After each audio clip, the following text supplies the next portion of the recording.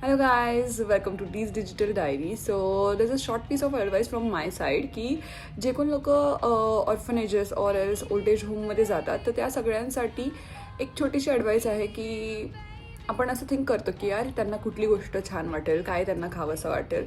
So हे सगळ्या गोष्टी त्यांना तिकडे मिळतात आणि खूप लोक आणून देतात. But the thing we don't think of is time. So instead of gifting them something, give them your time, which is very valuable. आणि त्या लोकांना खरंच खूप छान वाटतं जर तुम्ही त्यांच्याशी तिकडे जाऊन बसले, बोलले आणि तुमचा चांगला टाईम त्यांच्यासोबत स्पेंड केला तर. बिकॉज गिफ्ट्स आणि हे सगळे जे मटेरियलिस्टिक गोष्टी आहे, खाणं वगैरे, ते त्यांना मिळतं, ते त्यांना नाही पाहिजे. त्यांना थोडंसं तुमचं केअर, लव्ह आणि तुमचा टाईम पाहिजे.